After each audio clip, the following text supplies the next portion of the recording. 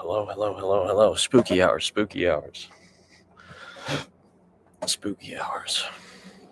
Hair looking crazy.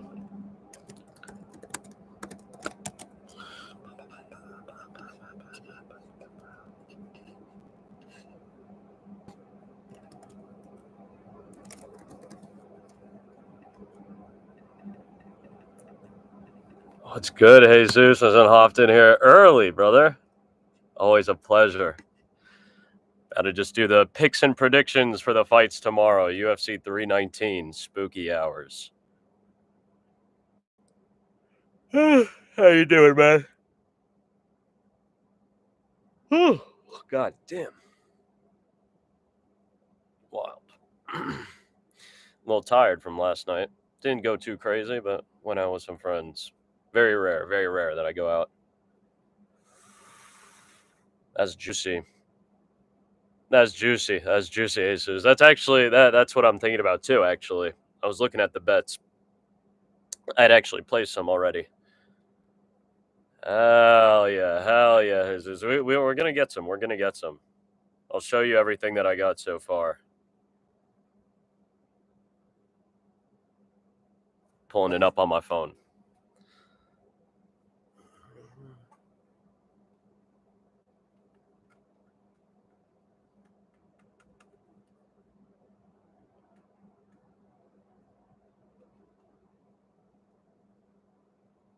No, I fuck with that. Though. I do fuck with that.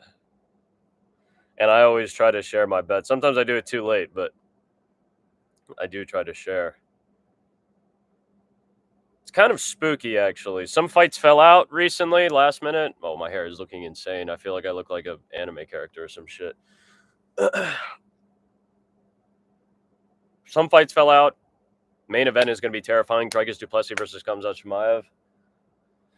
Oh, boyo. And I maybe have a hot pick for the main event. In main events like this, I've actually done quite well. I've actually even gotten some perfect, but I don't know. I'm a little concerned. To say it's a coin toss is an understatement. Whoa. Key, what's good, brother? Giving some people some time to hop in the stream. Actually, Jesus, yeah, I was waiting for you to hop in here as well.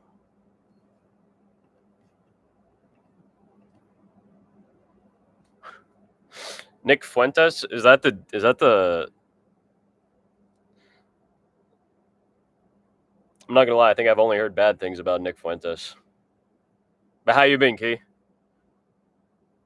Actually, I've never even been on Rumble. Now that I think about it, I know multiple people got sent to Rumble. I look so crazy right now, but like, yeah, no, I was gonna say I think I've only heard bad things about this man, Nick Fuentes. But actually, there was a video though that I wanted to peep about him. It was a video that this guy that I watch for like horror content on YouTube. He made a video about like some dude. Like, I don't know if he was like trying. I assume he was trying to kill him. Man, like showed up to his crib with a gun or some shit. Was like trying to break it. Yeah, I don't know. I didn't watch it. That was just from the thumbnail, but.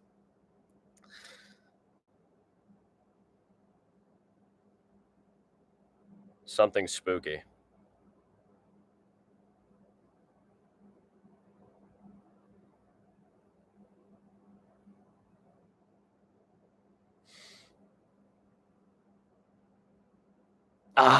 Sucks. Be calm. That shit sucks.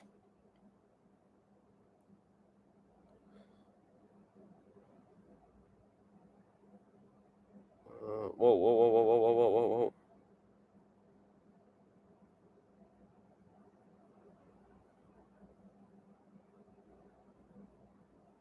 Whoa.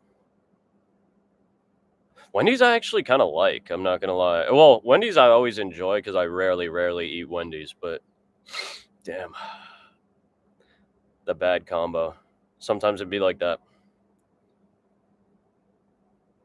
Actually, I'm surprised. I'm so glad I didn't get sick yesterday. I went out a little bit. I went out and I got a little sauced, a little fucked up. It was wild, actually. I smoked so much last night. It was crazy. Like I smoked Low-key more than I do in the fight companions and fucking... Nah, that was okay. I thought I was gonna yak too. That not TMI, not TMI, not TMI. I thought I was gonna yak. I was smoking so much, and I had some beers as well. It was problematic, actually. Shit was problematic.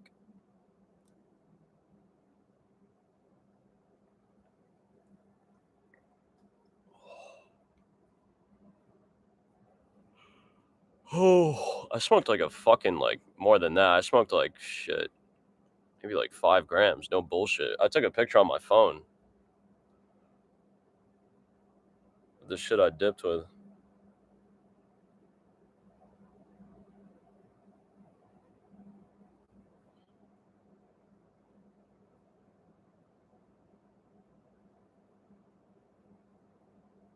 Shit, that'd be crazy. Hell yeah, hell yeah, hell yeah, hell yeah. Smoky hours tomorrow. Shit's gonna get crazy. Yeah, no. We're chilling. We're chilling live. Gonna do the picks and predictions live as usual. Thank you guys for liking the stream. Thank you guys for hopping in. Yeah, shit was crazy. Gonna do the picks and predictions live. After that, I'm gonna take a little bit of a break, and I might return. I might do a gaming stream later. I might not. I might chill and wait for tomorrow. Wait to something else. Somebody see the vibe. Thank you for the heart. Thank you for the hearts. Jesus Christ. Excuse me. Thank you for the hearts. Thank you guys for liking the stream. All right, now we can scroll down and take a look. As always, I look through the fights on Tapology, tapology.com. I believe my Tapology account is tagged in my YouTube somewhere. Maybe not, actually. But all right, UFC 319, my predictions. I've made 8 of 12 fights so far. There were 14 fights, I believe. 2 of them fell out recently. A lot of fights have actually been switched. Oh, fuck, I made a mistake. A lot of fights have been switched around. Damn, I fucked up.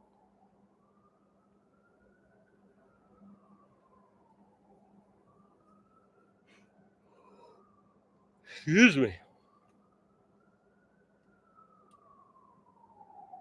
UFC 319. Okay.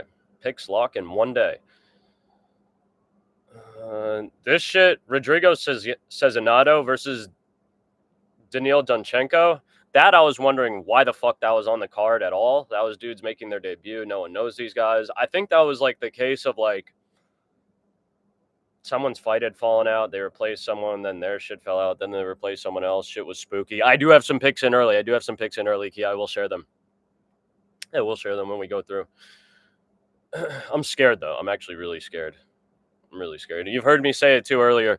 My pick is this man Dricus du Plessis, who's actually a juicy ass underdog, but I'm really scared. Also, another juicy underdog pick I'm scared about though. Man's Tim Elliott. Tim Elliott might be the spooky underdog here.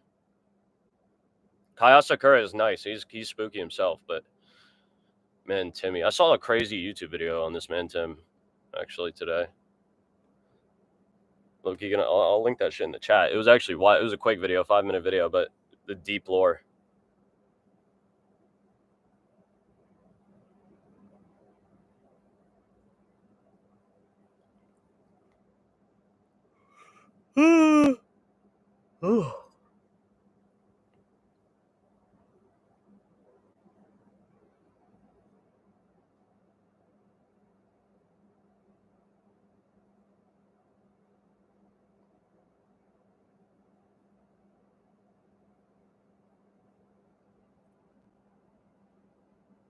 Hell yeah. I feel like I can kind of hear that in my head type shit. But that's the video if any of y'all are interested. Video on this man, Tim Elliott. Spooky shit, though. That shit is spooky.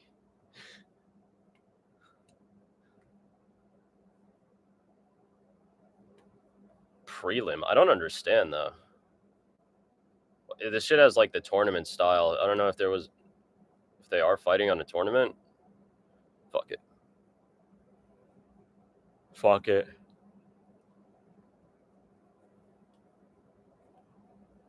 First fight of the fight. First fight of the night. This one's actually quite interesting. Oh shit, I should look at this a different way. Edit picks.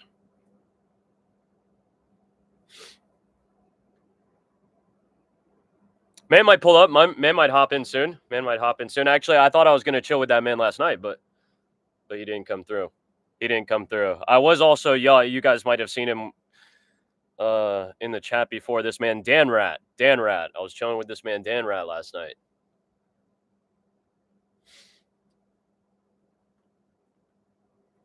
That's my boy Dan Rat. Dan Ratty.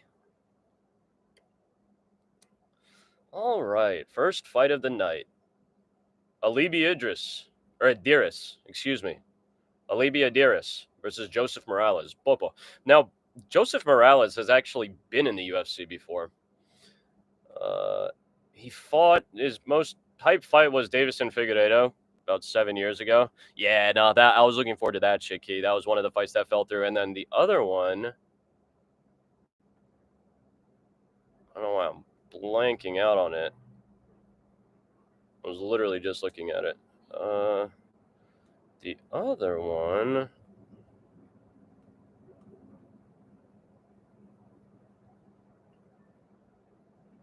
that shit just slipped my mind. So crazy.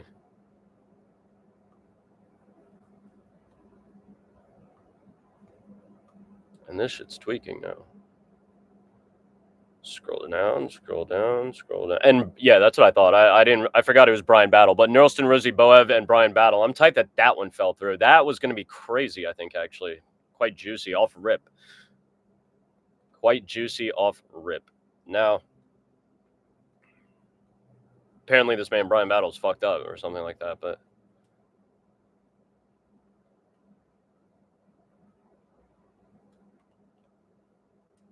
Alibi Adiris, the Kazakhstan man. Kind of spooky, not too much. He's 10-0. 5'6". He actually doesn't have his age listed, which is kind of spooky to me. Sometimes you'll see that dudes don't have their reach listed, but that I can kind of understand maybe, but no age is a little spooky.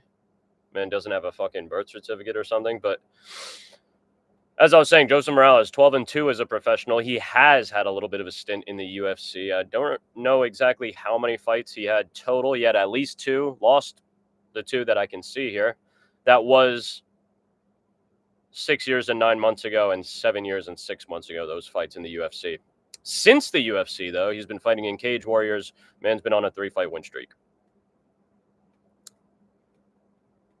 The last win being a submission by triangle choke to decent guys, to unanimous decision over 8-2, dude, over 13 or split decision over 13-7. And then the triangle choke over an 8-5 guy. Not the worst. Man, Joseph Morales is a heavy underdog, is a big underdog here at plus 375. Most of Tapology thinks he's about to get knocked out. What's good, Tay? Most of Tapology thinks this guy's going to get knocked out.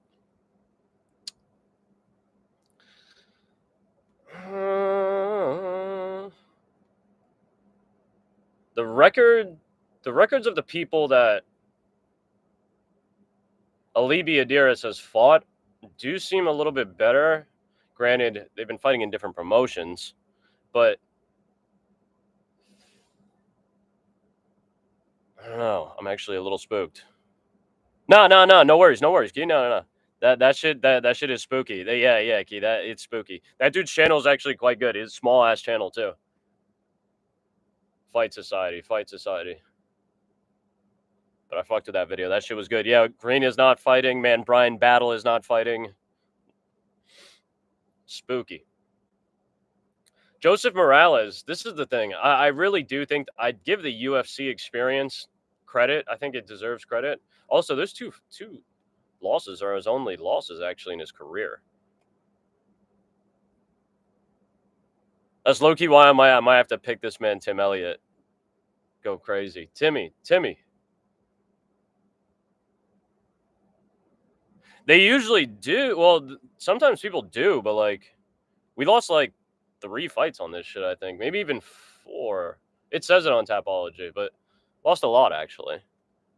One of the fights was dog shitty, though. It was dog shitty. It's actually kind of good that got canned, but fuck, I'm scared, man. I honestly think that it's not the worst pick in the world to go with Joseph Morales. I haven't seen any tape on Joseph Morales. His 2 losses are literally from over half a decade ago. Man's on a 3-fight win. He's really not active, though. His last fight was 2.5 years ago.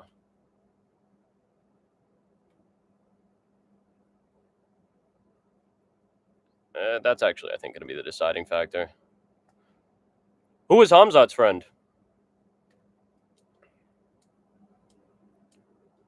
I don't know if he gets a knockout, though. I'm going to go with this man, Alibi Adiris, by decision. Start off the card.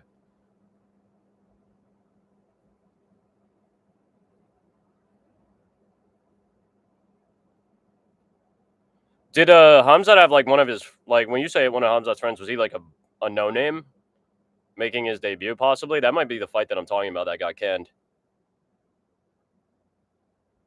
I didn't peep the presser. Man had the Patek on though. That's spooky. Kicked the night 3 days ago. Nah, it's past me. It's past me. Yeah. No, I know what you're talking about. This man, Bayasanger Susurkayev. Yeah. I didn't know that he trained with Hamza. No, I think that dude's good. I think that dude made weight. The presser, actually, I low-key, it's rare that I watch the presser unless I'm really invested in the guys on it. Not to say I'm not invested in this one. But usually I like to just see the weigh-in. That's really it, actually, before the fight. It's just the weigh-in. Like the 8-minute official weigh-in that the UFC posts at the end. And occasionally I will watch the face-off. I will occasionally watch the face-off, actually. Next fight, Karine Silva versus Dione Barbosa, the Witch. I really don't like embedded series. It has to be unbelievable for me to watch an embedded thing. There has to be something that like went like kind of viral, like people are talking about it, like it, or it's someone that again like I really have to see. I really have to see. That's fair. That's fair. I feel like I'm already gonna see half the embedded shit when the fight gets turned on, anyways, though. And that's well said, Key. The questions do leave a bit to be desired, type shit. Karine Silva versus Dione Barbosa. Very spooky. Dione Barbosa, actually a very dangerous and sneaky underdog here. Dione Barbosa has good grappling. She's strong as shit. She does have a loss to Miranda Maverick, but I think that was on short notice, and she gassed. She's strong as fuck, and Karine unfortunately got kind of controlled in her last fight by Viviane Araújo. But I'm still going to go with Karine Silva by decision. That's a nice, quick one. DC always talking crazy. The embedded shit is just like, like I just said, actually, I already feel like they're going to force me to watch half the embedded shit right before the co-main and right before the main event anyways. And if there's a fucking finish, an early finish at one of those things, we're going to watch a whole fucking 20, 30-minute embedded episode. So there's no point, but I'm kind of sick of that. The Killer Gorilla. Edson Barbosa versus Drakkar Klose. To me, this is actually, I don't know if it's one of the harder picks, but it's very spooky. It's very spooky, man.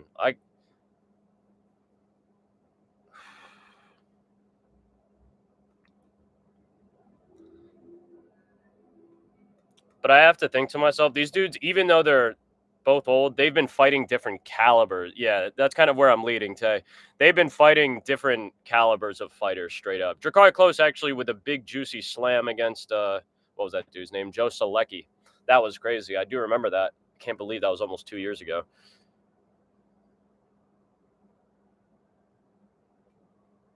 But then you got this man Edson. Granted, this is also years ago too. Fighting Giga, fighting Bryce Mitchell, knocking out Billy Quarantillo, and that's what you should be doing. And the decision to Lerone Murphy wasn't crazy. It wasn't crazy. No, not again. Not again, Tay. Jakar Close as an underdog really isn't that bad, but I might even bet on Jakar Close as an underdog. No bullshit, but I'm gonna pick, I think, this man Edson Barbosa. And shit. Jakar Close is 4-1 though in his last 5. They were spread over time those fights though. Yeah, yeah. All right, now I remember the first time you told me that. Man went on holiday. He commissioned you and then he went on holiday and he dipped.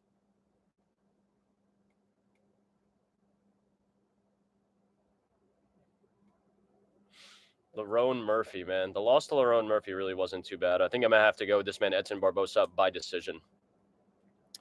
Unless Jakar Close just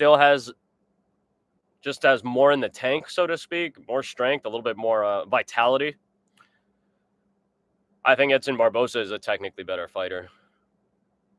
Maybe even some crazy shit like the low kick TKO. Who knows, honestly. But I'm going to go with decision. And maybe Jakar Close doesn't get caught crazy. I'm going to go with decision. This one coming up, I think people are... Well, actually, I don't want to. It's not too crazy to think that people believe that Chase Hooper is going to get a submission and finish Alexander Hernandez. I think if he gets a finish, it will be a submission. But I'm actually going to go with Chase Hooper by decision. This was a fight that I already called. Yeah, no, I agree, Key. That means a lot to me. That does mean a lot to me. Jakar looked good when he came back. He's looked good, really. Alexander Hernandez versus Chase Hooper. Chase Hooper, man literally he was forged in the UFC. Bro grew up in the UFC fighting, going crazy, getting his ass beat and now beating people's asses. Very impressive. Very impressive. Maybe not over the most craziest names, like, we got a Jordan Levitt in there. We got also Vyacheslav Borshev. That was a crazy one. Clay Guida. Clay Guida is still a monster, even though that was 8 months ago. That was still tough. Jim Miller's been knocking motherfuckers out. So, and that was his most recent one. Man violated Jim Miller a little bit. Alexander Hernandez, on the other end, has been, I think, having like a tougher time against equally or maybe even less skilled opponents. Just what's going on, PJ? What's going on? I'm glad to see you return to the channel, brother. Man, PJ, one of the early viewers of this channel. Actually, I haven't had any bong rips today. I had a little bit of a clip. Smoked the last little bit of a clip. Maybe a while earlier while I was getting ready to stream, getting ready mentally, just getting the kind of zone. Might even hit a little dab now, though, because of that. As we pick these fights, talking about Alexander Hernandez versus Chase Hooper. Many people going with Chase Hooper. I'll just recap it super quickly. Many people going with Chase Hooper by submission. Absolutely valid. That's not silly. That makes sense to me. Alexander Hernandez could also piece Chase Hooper up if he turns up in crazy form. But I could see Chase Hooper doing enough on the feet and also getting a lot of control, taking down Alexander Hernandez if he gets a little crazy, getting some control, winning by decision very calmly. Moving on. I get scared because this is actually a card that I'm pretty confident in my picks, and then sometimes when I'm really confident in the picks, though, I start getting hit crazy. Dog shitty. Moving on. Jessica Andrade versus Lupita Godinez. I'm actually looking forward to this one too, as well. I think this isn't going to be that bad. Motherfuckers like to say, "Oh, girl fight, tuning out." But when I say actually I think this women's fight isn't going to be that bad. They usually aren't that bad. They really aren't.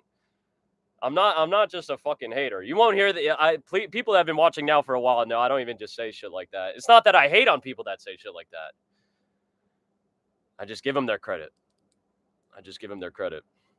Shouldn't have hit it on this. Oh, whoa. Exactly, bro.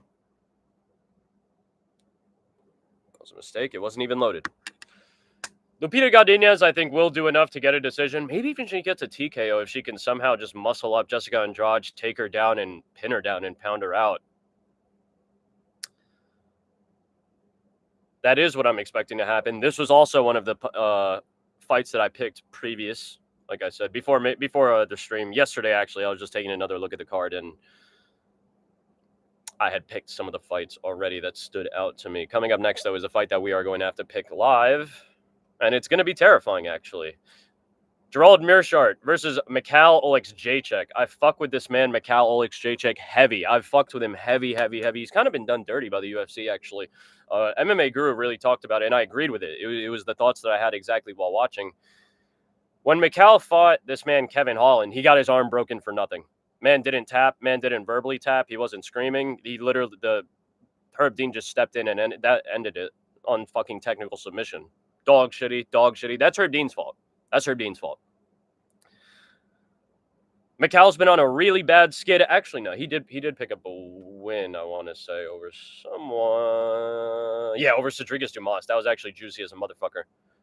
But they've given him tough fights, too, man. Had Chidi, smoked on Chidi.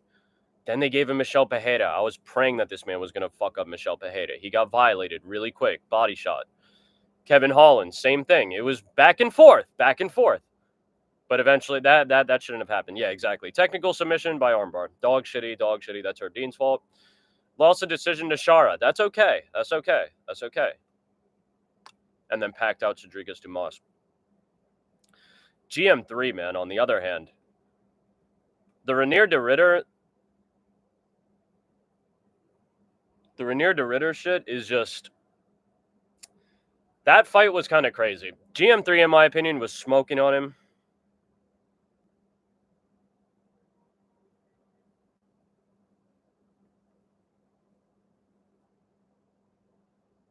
Fuck, okay. Give me 1 second, guys. Actually, I'm just being called out of my room.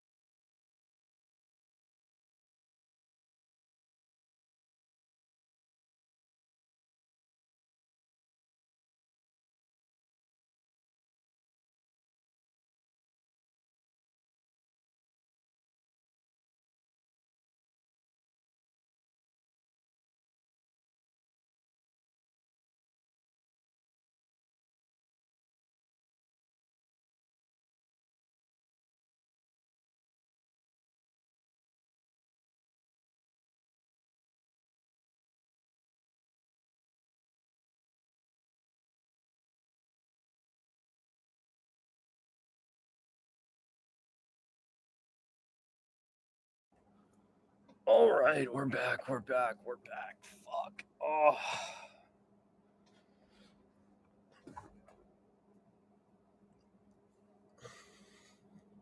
Now, it's very rare that.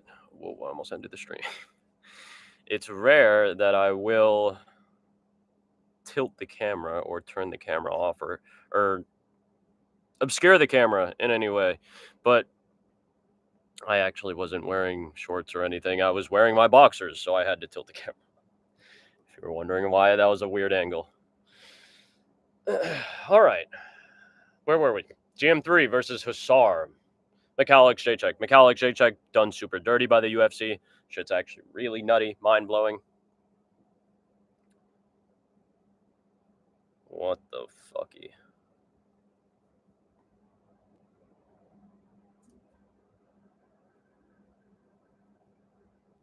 All right.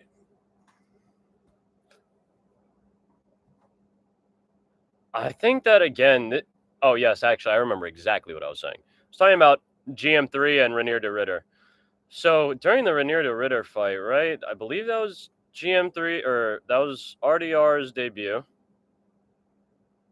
Man was getting actually like pieced up and violated a little bit by GM3. I was like, oh shit, man's getting pieced up, rocked by GM3. No disrespect to GM3, but when we go against when man gets put up against some strikers, it's gonna be real clip for him type shit. I thought Bo Nickel was actually gonna pack him out just off the GM3 performance at the end of round one. I want to say though, it might have been round two, but at the end of round one, RDR did drop the fuck out of him, like caught him clean on the chin, dropped him bad. But everything other than that was spooky. You know, it was spooky. I was just like, damn.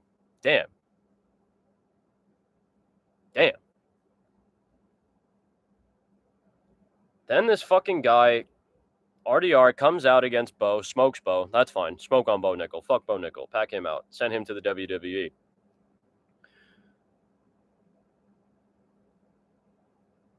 But that man smoked. Man just has looked great since then. He actually is nice. I think if GM3 gets this fight to the ground, clipped. It's clipped for Mikhail. It's probably going to be clipped for Mikhail. If the fight stays on the feet, though, Mikhail can throw, man. I really don't see how Mikhail actually doesn't finish GM3. Just needs to touch the chin. I think Mikhail needs to touch the chin, for real. I'm praying that he touches the chin. I'm going to go with this man, Mikhail Jacek, by round 1 KO TKO. GM3 has a weakness. He does have a weakness. We've seen it time and time again. Man's a very skilled fighter. Has to be respected on the ground. But on the feet, Mikhail, I think, has to be respected here. Moving on. Fight that I'm actually quite excited about too. I already picked this one. Baysangar Susarkayev versus Eric Nolan. Baysangar Susarkayev. Some of you may have heard that name or seen him recently, as man had a pretty quality knockout on the Dana White Contender Series. Nice little body kick KO at the end of a little combination. Stepping up, and that was Tuesday. I believe that was on Tuesday. So man got that finish on Tuesday, and he's going to fight again on Saturday in the UFC for real this time. Making his debut. Man trains with Khamzat Chimaev, talking about Baysangar Susarkayev here. He's 9-0 as a professional. I fuck with your name crazy, bro. Locke Versner is actually fire.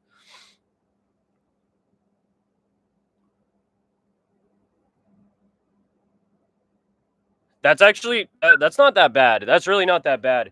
I think the Kai KO is pretty good too. I also feel like Tim Elliott by sub, even though it's not quite literally the opposite, is also juicy. I just want to see my action to compare to it.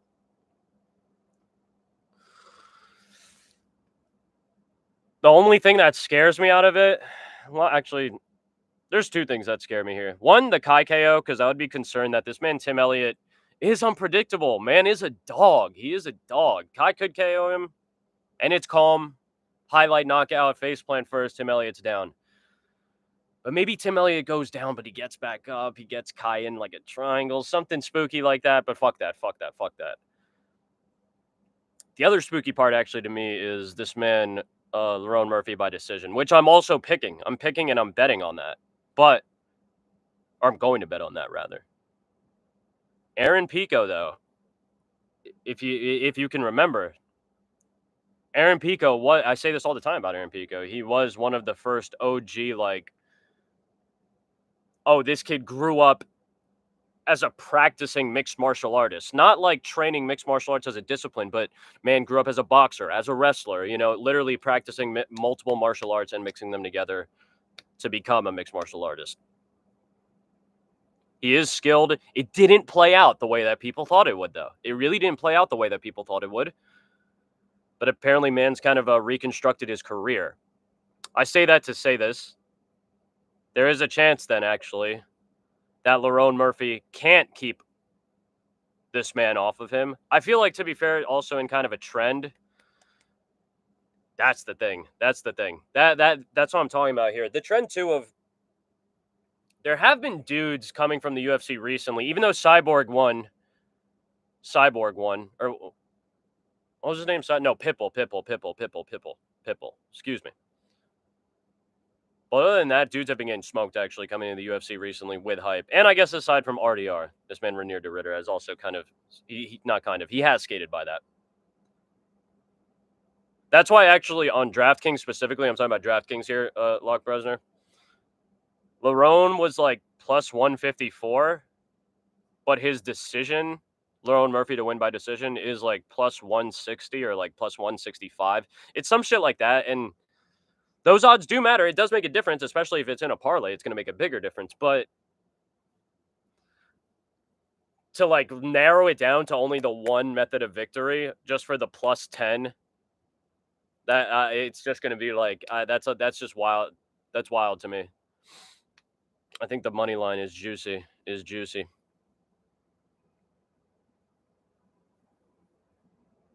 And I agree with what you said, Key. To go back to the Elliott and Asakura stuff, Tim can definitely fraud check, but I would say more finishing potential ends with Asakura.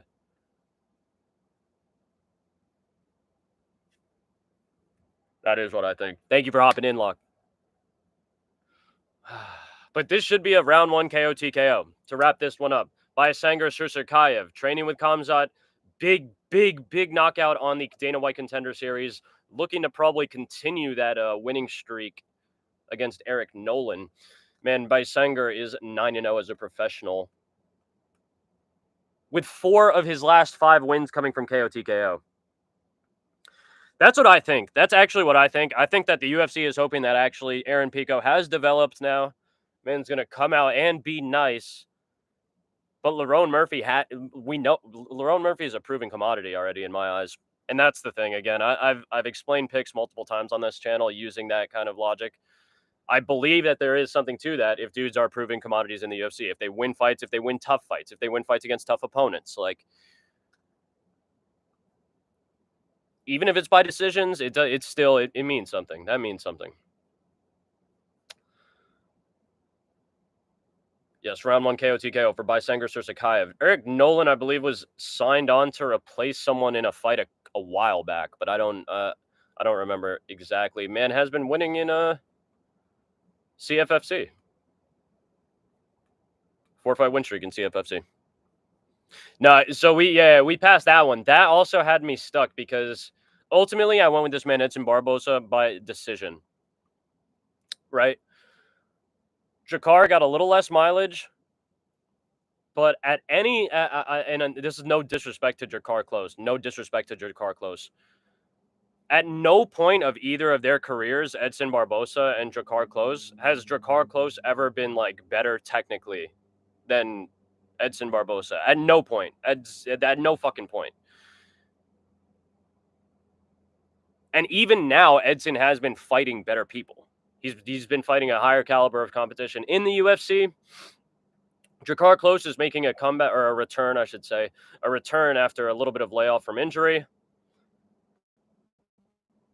And he was doing good. He lost his last fight to Joel Alvarez. Joel Alvarez is a monster. That's the thing. The age and mileage is crazy. Jakar Close, not too much younger than Edson Barboza. Jakar Close is 37. Edson Barboza is 39 and a half. But even you can see in their last fight, in Edson Barboza's last fight, he lost. He lost a decision to Lerone Murphy. That was not bad. Also, in Jakar Close's last fight, he got finished by flying knee by Joel Alvarez. Again, Joel Alvarez is a monster. That's not bad at all. That's really not bad at all. But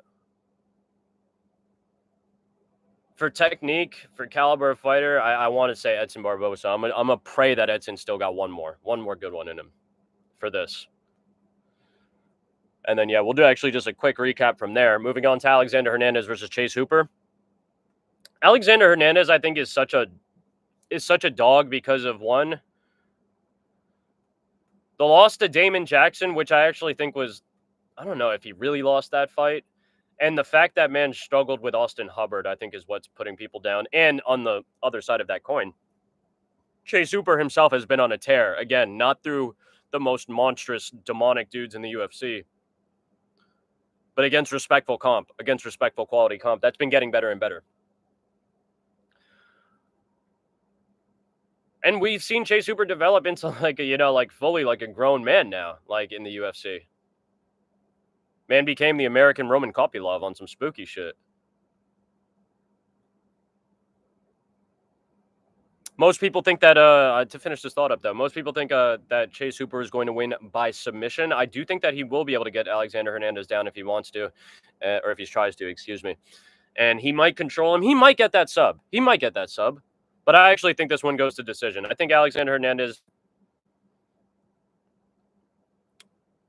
won't get tapped out by Chase Hooper per se, just controlled maybe in the second half of rounds if it comes to that.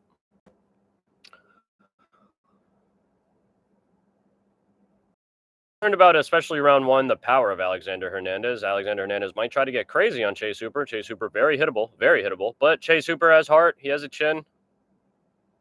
I think he'll be all right. Chase Hooper is actually also notably bigger than Alexander Hernandez. I think that will help in the grappling exchanges. Specifically, I shouldn't just leave it there. For this man Chase Hooper's game, if Chase Hooper does try to work the subs, but we will have to see. Moving on, Jessica Andrade versus Lupita Godinez, aka Lupi. What's good, Todd? Good to see you back, brother. Making the picks, or doing picks and predicting the fights for tomorrow's UFC event, UFC 319, spooky hours. Dricus du Plessis versus Khamzat Chimaev. Very terrifying. Picking the fights. I'll share my wagers. Shit's going to be calm. At the end of this stream, I'm going to take a little break, but I might actually be back a little bit later with some gaming. Possibly. Jessica Andrade versus Lupita Godinez. Jessica Andrade's a very talented fighter. Long in the tooth now, even though it's actually not as long in the tooth as you would think, 33 years. I think it's more of a mileage thing, really.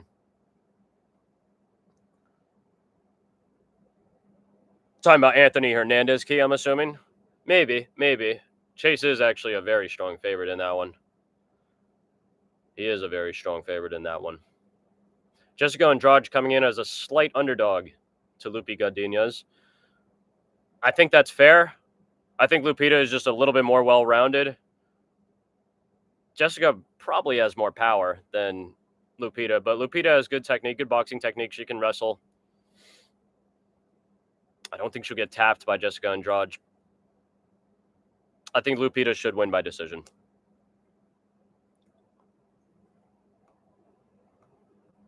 Again, very spooky.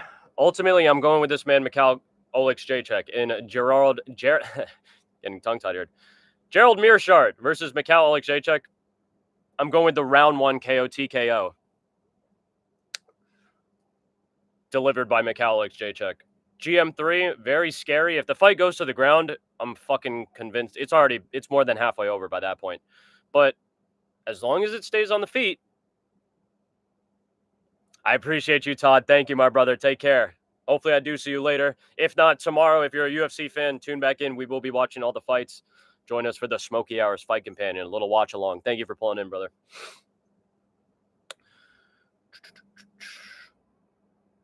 But if the fight stays on the feet, I have to imagine this man, Mikhail, can touch the chin of GM3. If he can touch the chin of GM3, Mikhail is powerful. He hits hard. He has good technique. He can go crazy. He can go Cody Garbrandt crazy. Ultimately, I got to go with Mikal by round 1 KO TKO. Moving on. And we're back, actually, to Baysangur Sursurkayev versus Eric Nolan. Baysangur trying to really go on a rampage, kick the door down in the UFC, just to recap this really quick. Kick the door down. Man fought on Tuesday on Dana White Contender Series, got a viral little, kind of semi-viral knockout. Trains with Khamzat Chimaev, looking to continue his run against Eric Nolan. Make a statement, make a name for himself in his debut. Moving on, Tim Elliott versus Kai Asakura. Again, this shit is going to be spooky. It's going to be spooky. Kai Asakura, massive favorite. Man's been fighting in Rizin. They low-key fed that man to Pantoja. I could have told you that Pantoja was going to smoke on his pack. I actually think I made some money off of that, I'm not going to lie. Maybe not, but Kai got finished by Pantoja. That's okay. That's a good loss. That's a good loss. Losing to the champ, that's fine. Tim Elliott, on the other hand, been through the ups and downs, typical of a fighter's career, maybe more so than other fighters have experienced, actually, especially with things outside of the cage, like the video that I linked to earlier. But no matter what, Tim Elliott has always been a dog. He's always been down to scrap. He himself is getting a little long in the tooth, though, at 38 years old. North of halfway of 38. He's on the north side of 38. God damn, man. Kai, no longer a young man per se, but not old at 31 years.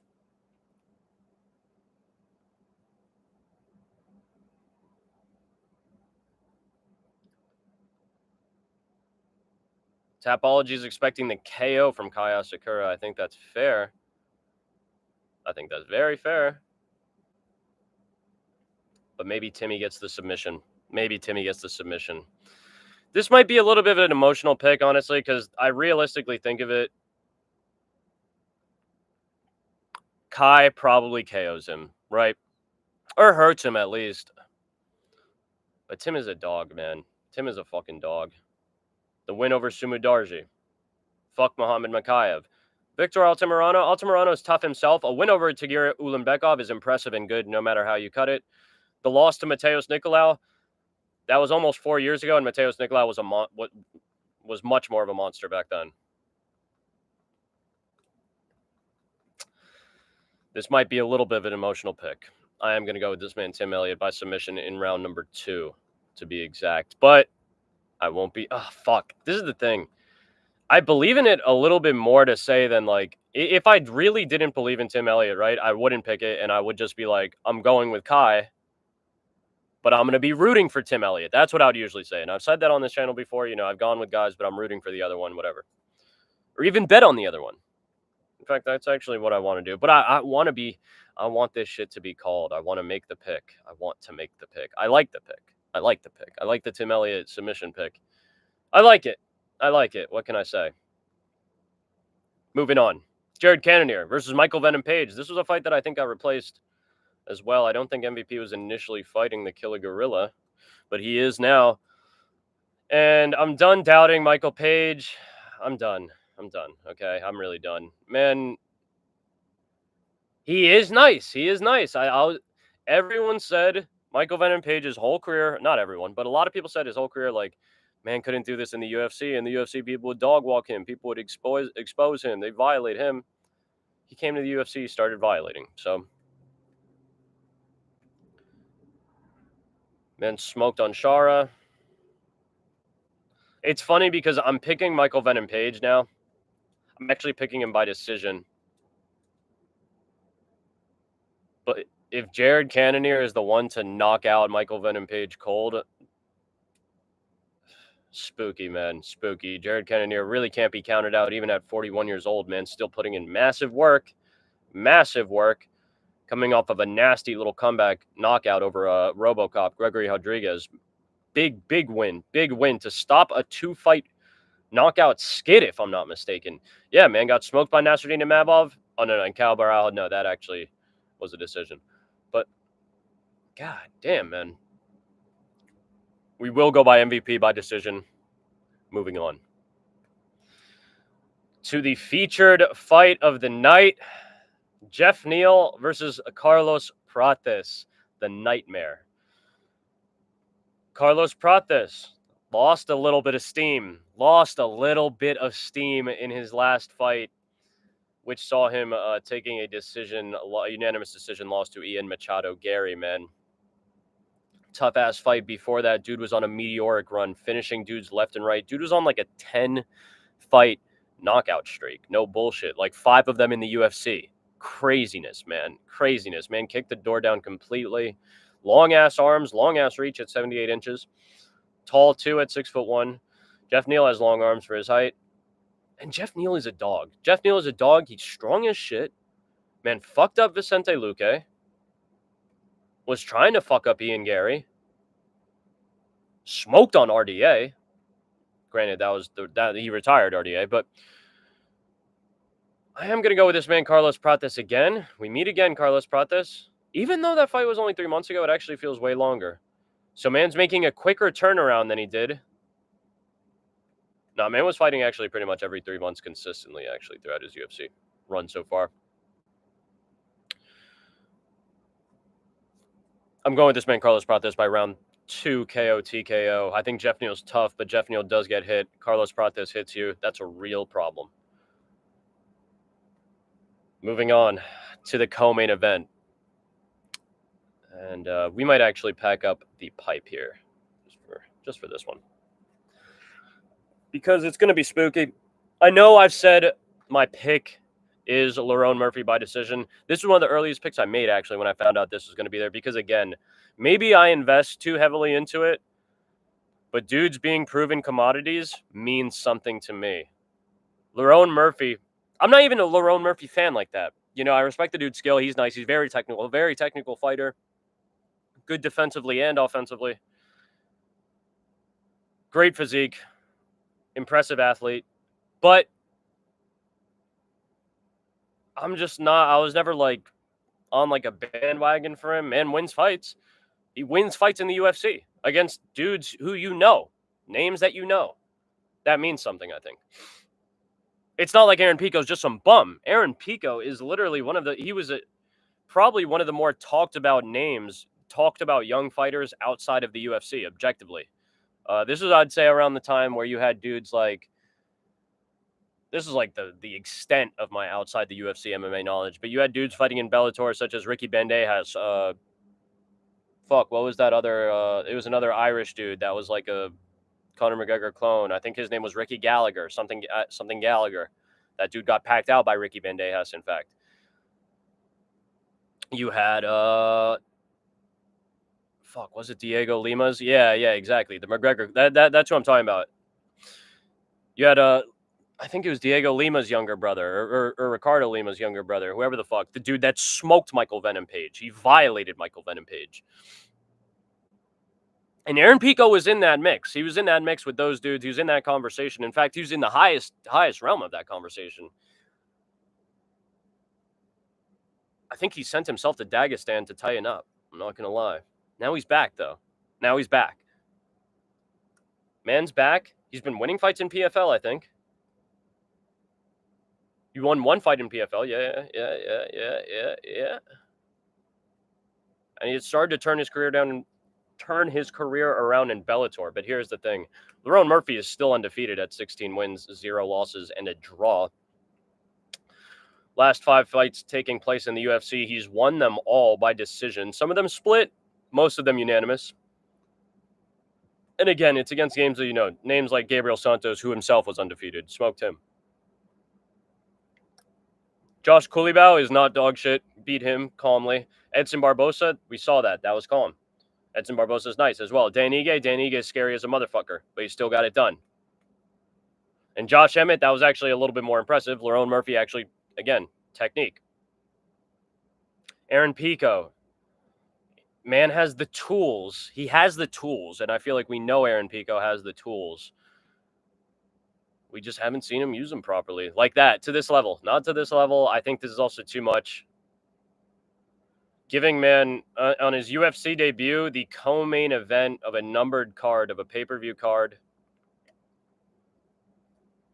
against a dude like Lerone Murphy, who's ranked number what? Who's like a top 10 fucking featherweight in the UFC, top 10 featherweight in the world.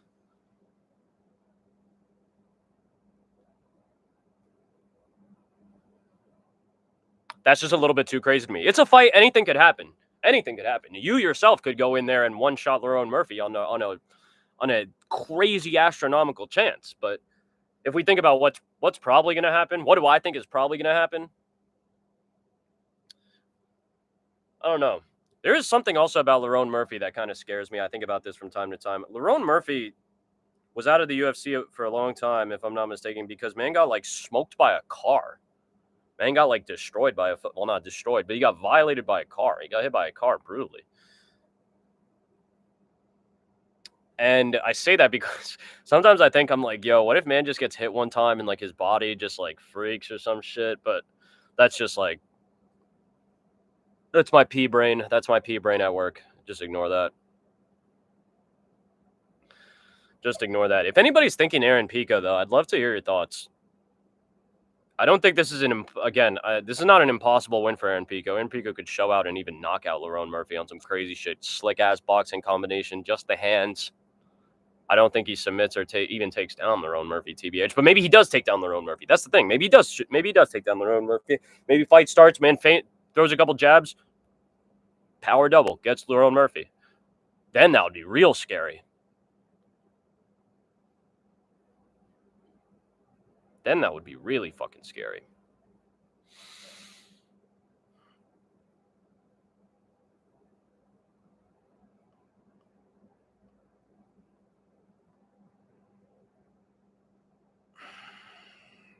Lerone Murphy by decision is my pick.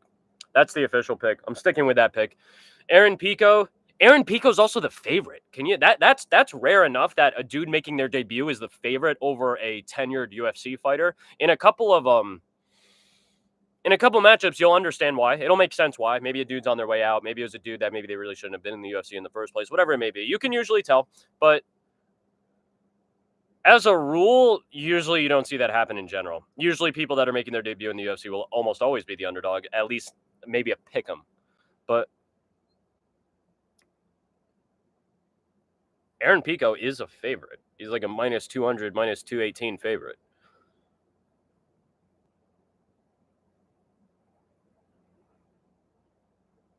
I feel like maybe again that's my gambling brain frying me a little bit too. But Lerone Murphy as an underdog, I think, is against a dude who hasn't fought in the UFC is crazy.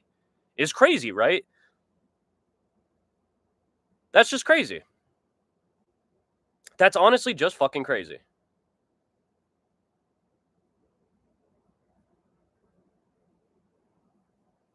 I don't know. That's what I think about it. Straight up. Straight up, straight up.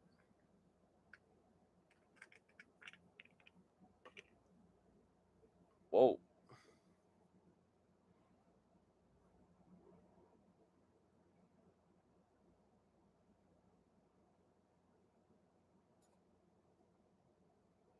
Holy.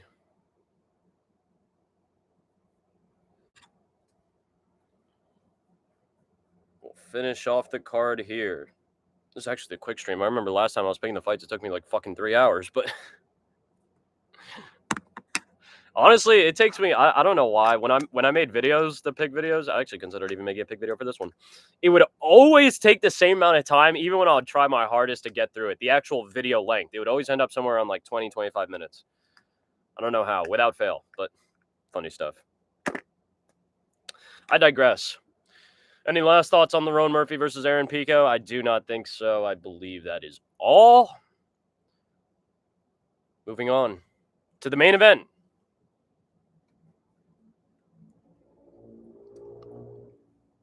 Dricus Du Plessis versus Khamzat Chimaev.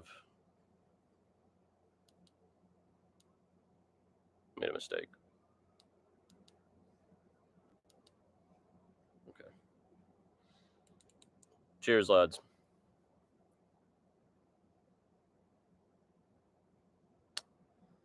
Again, this is one that I kind of already picked. My instinctual pick is this man, Dricus Du Plessis, and that's ultimately who I'm going with. Dricus Du Plessis by round 3 KO TKO. How did we get there, though? How did we get there? How did we get there?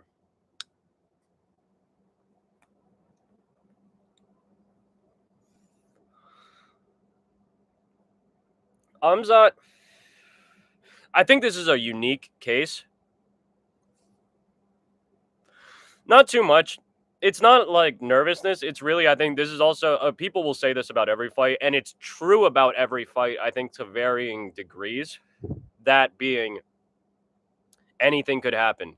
In this one, it's literally a case of two dudes that do seem to finish. They violate. They are unstoppable. And they're matched up against each other now. Really, what I want to say to kind of clean that thought up actually a little bit is I don't think either one of these dudes has faced an opponent like the other one. Dricus has never fought someone like Khamzat. On the other hand, Khamzat's never faced anyone like Dricus. Most people haven't. A lot more similar than people maybe realize. I do think, on the other hand, though, this is a little bit of a more mental kind of, what's the word? This is more conjecture. I think Khamzat is more used to being the dominant one, though. He's used to being the hammer. Khamzat is used to being the hammer. You know, Kamaru Usman put up a good fight, gave him some trouble, but Khamzat usually steams people. Khamzat didn't, if I remember correctly, people I think maybe forgot about this one too, but Khamzat won his first fight in the UFC without getting punched or some shit, but it lasted a while. Or like, he got punched like 3 times or some shit over like a round. It was something wild. Dricus has had some trouble, though. People have taken down Dricus. People have cracked Dricus. People have cracked Dricus hard, in fact. But he's come back every single time and mollywopped. And fucking mollywopped. Man has dug through real adversity in that sense. Through multiple fights. Through fights that sometimes people might even quote it back as a bad thing. Like, oh, man got taken down by fucking Brad Tavares. You know, people are, Brad Tavares is dog walking, is mauling you a little bit. Well, that would never happen to Khamzat. That's what people might say, but that doesn't hold the same weight to me. That doesn't mean that to me, if you can get that. I know that sounded silly.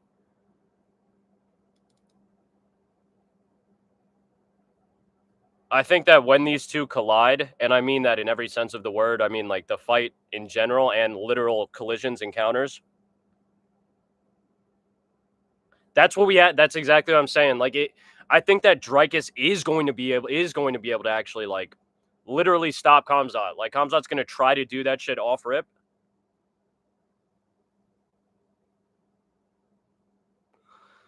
And Dricus isn't going to let it happen. And I think slowly over the course of 3 rounds, maybe over the second and third round. First round might be crazy. Khamzat might go off crazy. It might look spooky for either guy. But over the course of the 3 rounds, I think we're going to see Khamzat change. I think we're going to see Khamzat change. I think we're going to find out a lot. We might find out shit that I don't want to find out, like Dricus getting dog walked, getting exposed, used. But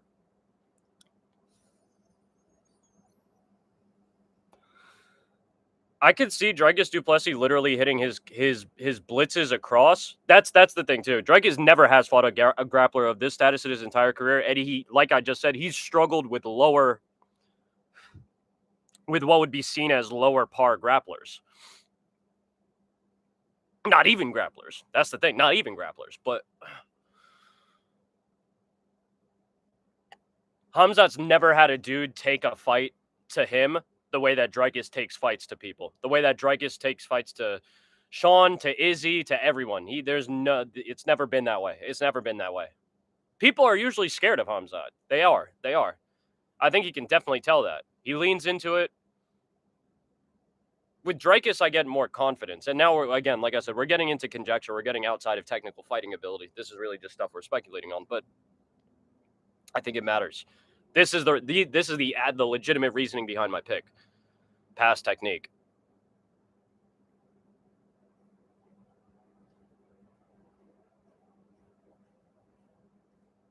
But who knows? Maybe in the first round, Khamzat literally runs over to Dricus, takes the back, maybe even standing. They go down, gets him in a sub. Who knows?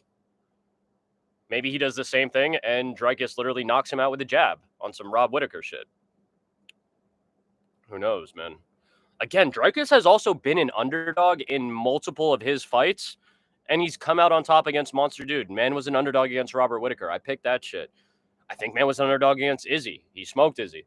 I called that perfectly, actually, the round 4 submission.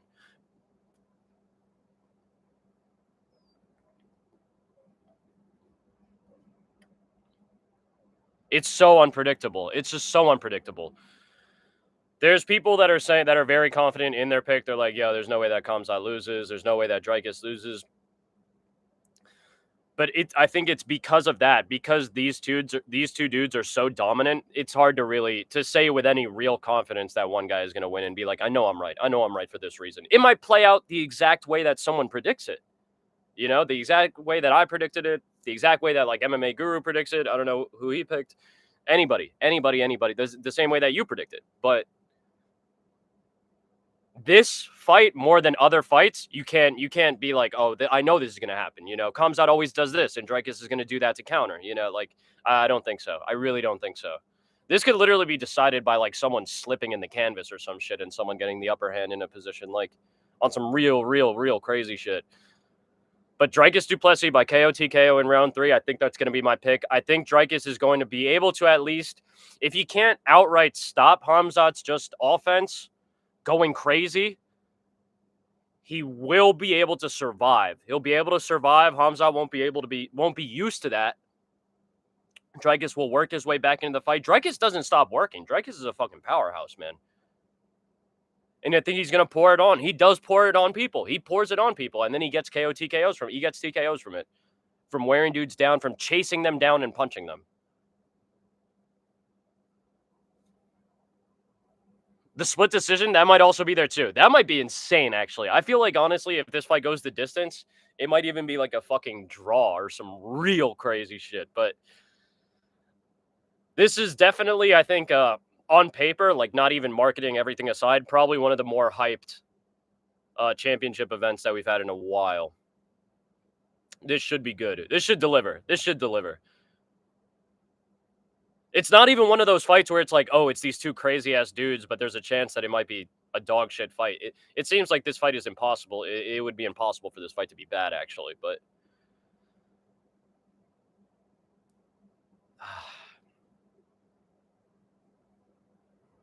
yeah. God damn, man.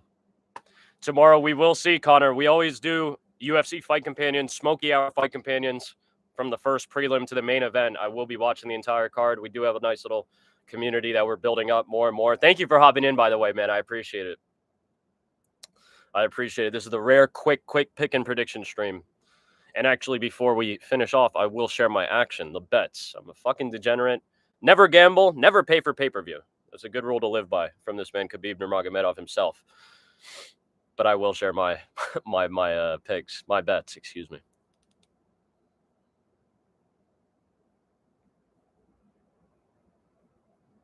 Do it, bro. Do it. Honestly, just do it. That's exactly.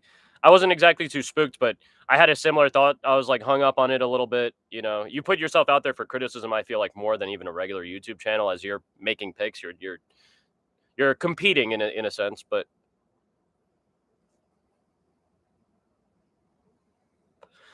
literally, just do it. If you look at like my channel and you look at the actual videos, the pick and prediction videos, I edited, shot all those shits on my phone. I still have iPhone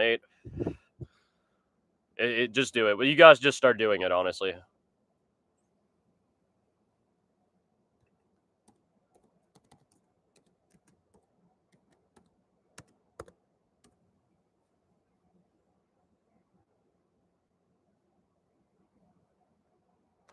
It is.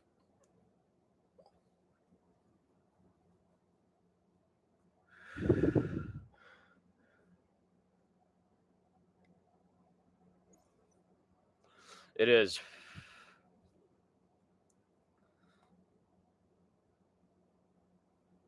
Just a little dab, a little dab while we pick the fights, and I go on to my DraftKings.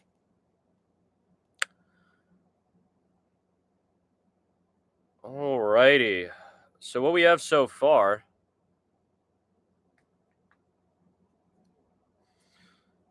Let me just log in.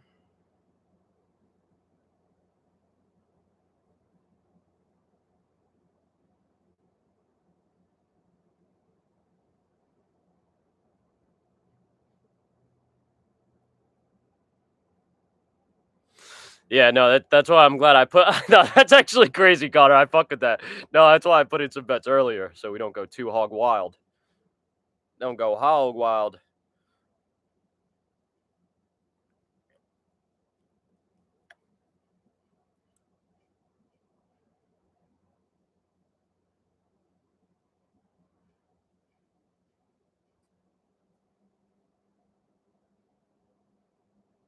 Okay. First one, this is a little bit of a lottery. Not lottery. It's long shot, I should say. Long shot, long shot, long shot. As I believe, but it's just very rare. The 3 pick.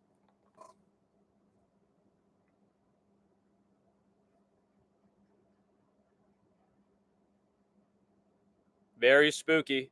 Very spooky. Very spooky. And obviously this should stick out to you. If the spookiest pick isn't Tim Elliott by submission there, I don't know what to tell you. But that's the thing. If Tim Elliott wins, right? I guess maybe he does. It depends if you think that Tim Elliott is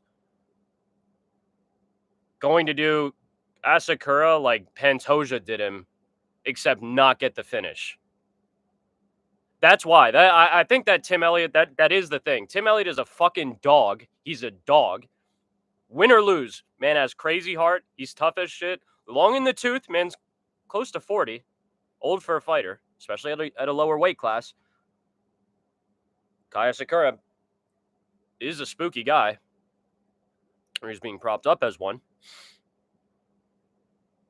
But Tim Elliott has done that before. That's also another thing. Tim Elliott has actually done that before. He's fraud checked people like that. Man did it to Sumo Darji in his last fight. Very calmly. Granted, Kai might be better than Sumo Darji, but we'll have to see. We'll have to see. So there we go. And if that one hits, Juicy is a motherfucker. Juicy is a motherfucker.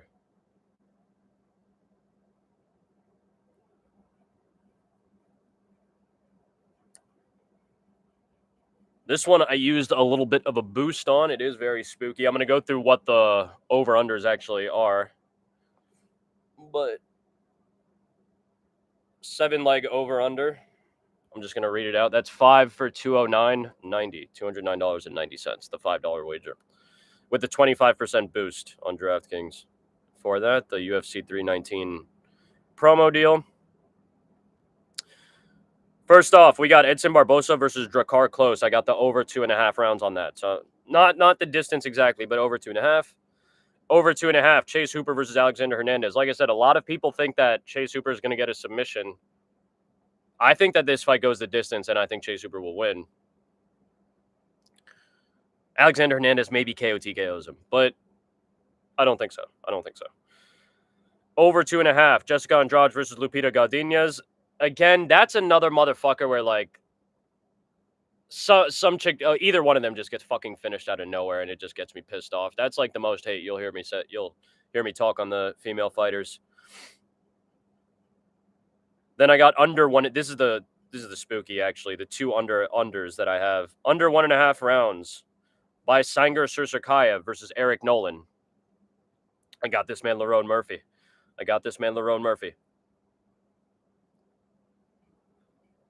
Under 2.5 rounds, Tim Elliott versus Kaya Sakura. Now, if Tim Elliott gets KO'd off rip, still goes through. Over 2.5, Lerone Murphy versus Pico. And over 2.5, Dricus du Plessis versus Hamzat Chimaev. That is the 7-leg over-under. $5 wager for $209.90 with a 25% boost.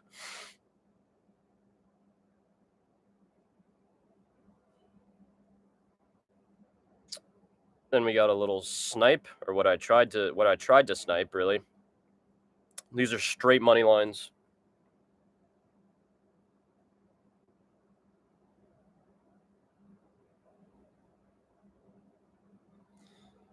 Very calm. Thank you, Connor. I appreciate it, man.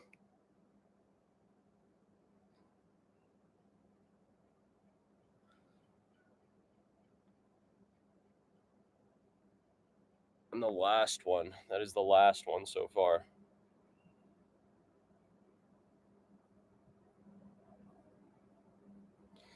That is the last one. Yeah, man, Connor. New face in here. Hopefully we see you tomorrow, brother. might cook up one last little wager before we hop off. We'll have to see. Opening up DraftKings. I fuck with Carini Silva. Hell yeah, hell yeah, hell yeah. We were. I fuck with the Carini Silva pick. I fuck with the Edson Barboza pick, but I'm not going to bet actually on that. I think that's a little spooky. Again, if Drakkar Close like one shot knocks out Edson Barboza on some spooky shit, or Edson Barboza on the opposite, man's body has had enough. He comes out looking old as shit. I'm not going to be pleased. I'm already betting on the over for that.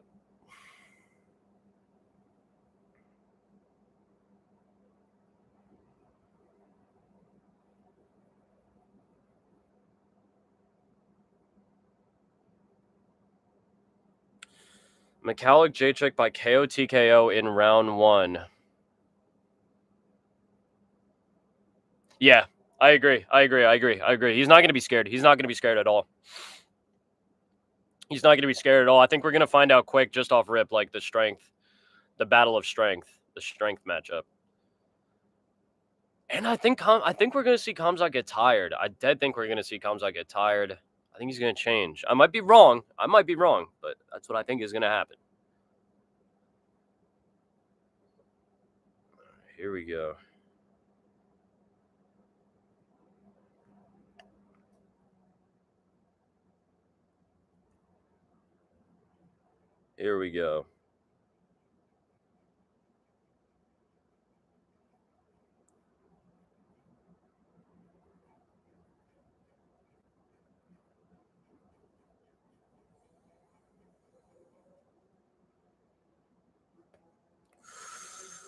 I'm scared, man. No, that's what I was saying. Derek Brunson took him down. Fucking Brad Tavares took him down. Like, it's going to be very scary to see if Dricus can stay up on his feet. But Dricus has improved so much. He's literally improved so fucking much since then. It's kind of crazy.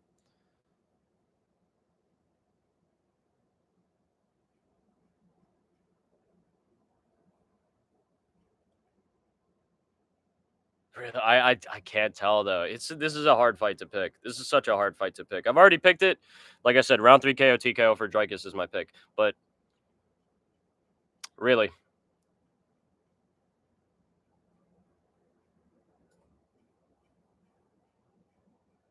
hard ass fight to pick. Insane matchup.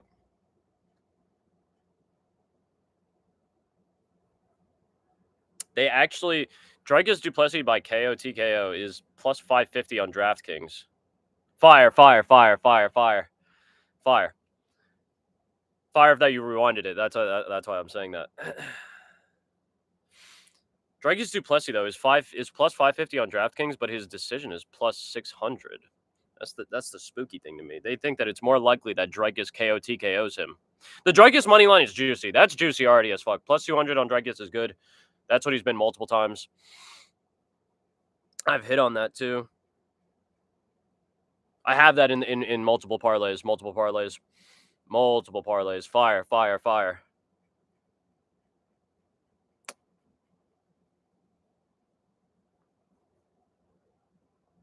I'm scared.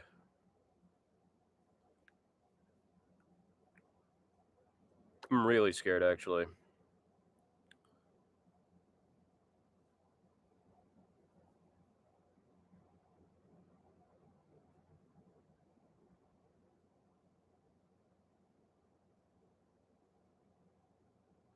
I'm so fucking scared.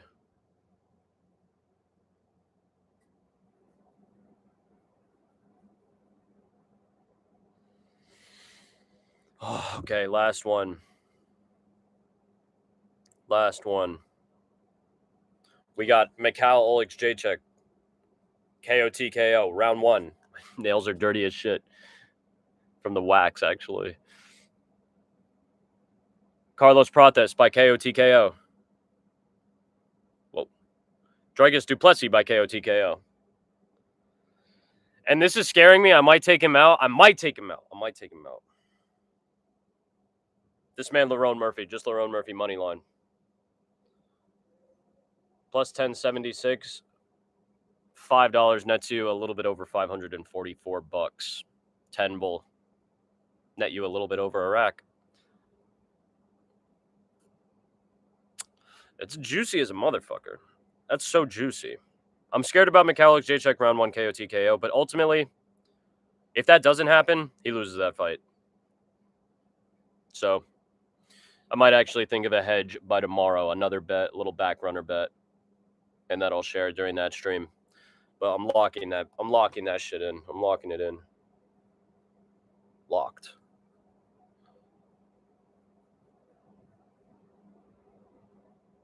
There we go. We locked it in. We're locked in. We're locked in.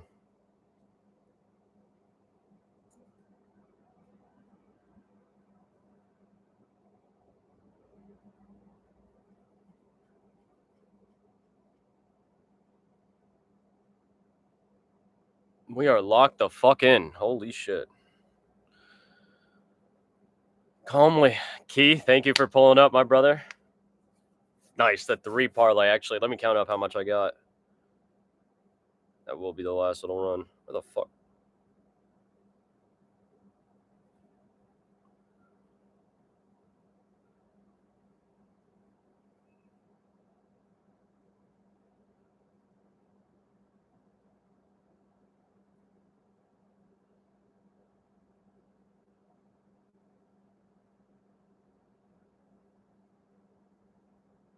We got 5. We got 5 parlays. 5 parlays. 5 parlays.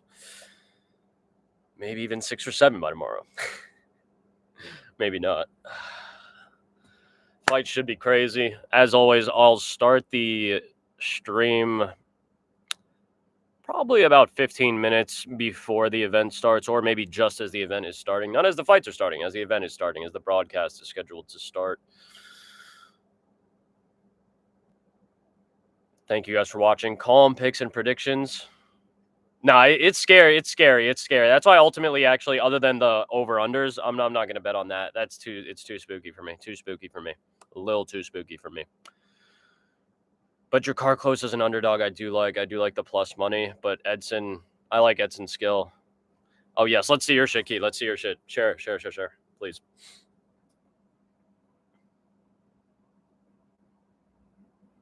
Fire. Actually, quite fire. Quite fire. Quite fire.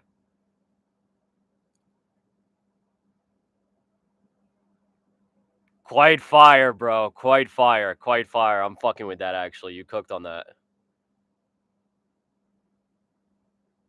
You cooked on that shit. I got a good feeling for us. I got a good feeling for the both of us, actually. Let's go. Let's fucking go, man. Tomorrow. Machiavelli, brother. Damn, man, tuned in as I'm ending the stream. I'm about to end. Just did the picks and predictions. Very calmly. Put in some wagers. I might be back later tonight with a gaming stream. You're actually not going to want to hear it, Machiavelli, but I actually had a problem, a technical difficulty with a Grand Theft Auto, and that shit did not install. In fact, I had to restart it.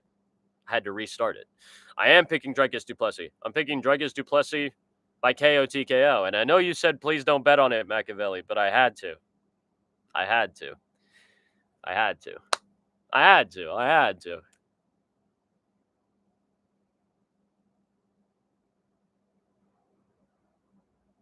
I had to.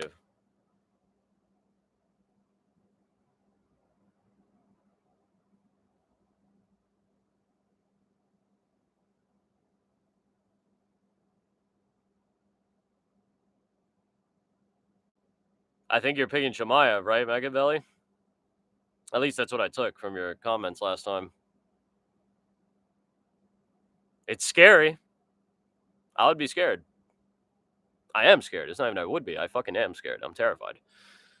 I'm shaking in fear.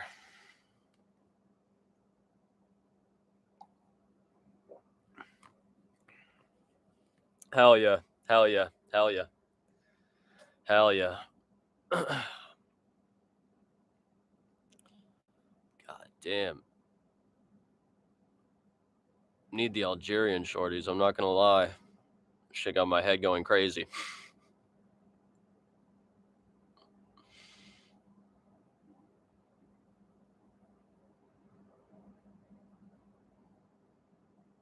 I don't know about that. See, that's what people are saying, but And the way if Kamzat wins tomorrow, it may seem like that. He might violate Dreykus, but it's not like that though. It's really not like that. It's really not like that. It's not like that. It's not like that. If you think it's like that, possibly haven't learned your lesson by watching this man Dreykus.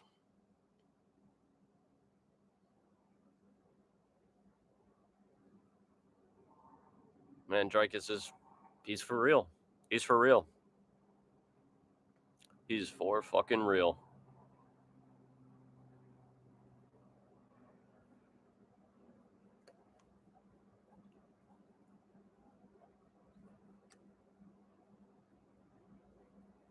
I am re-downloading Grand Theft Auto 5 though. I just had to restart the fucking install for whatever reason.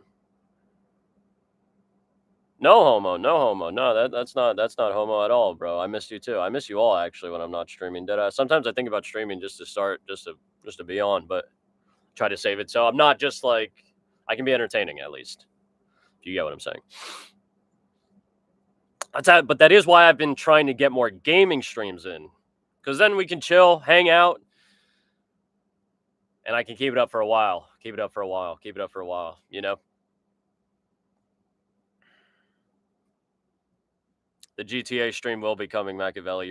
I owe you the GTA stream. It's coming. It's coming. It's coming. That's not going to be the next gaming stream, like I said. Which the next gaming stream might be later today. It might be. It might be. Maybe not. Maybe not. Maybe not. Depends on if I play anything. That's what's going to decide it. If I play Xbox, I'll stream. If I don't play any Xbox, I'm not going to stream.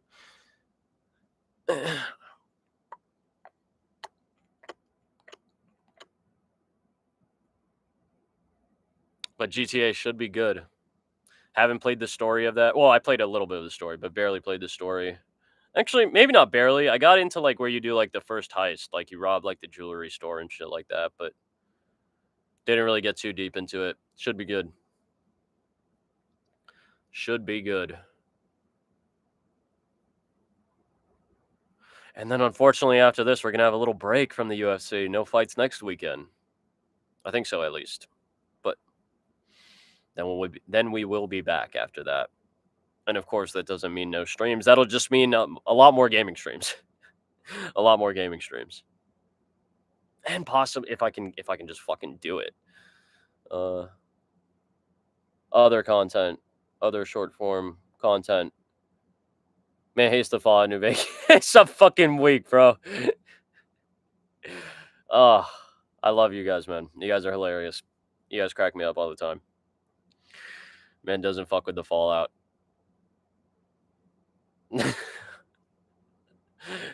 Yeah, and I will say though, if I get on a stream later for a game, it's not going to be Fallout New Vegas. 99.9% is not going to be Fallout New Vegas. It's going to be something else. It might be like maybe Fortnite. Probably not Fortnite unless I play with my boy. I'm not going to play that shit.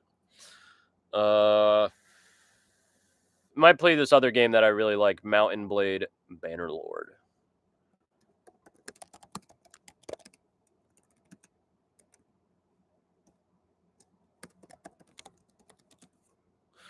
That game, I really fuck with that. That's quite if it runs. Sometimes that shit gives my Xbox some problems. But we'll see something. Like I said, if I stream, I stream.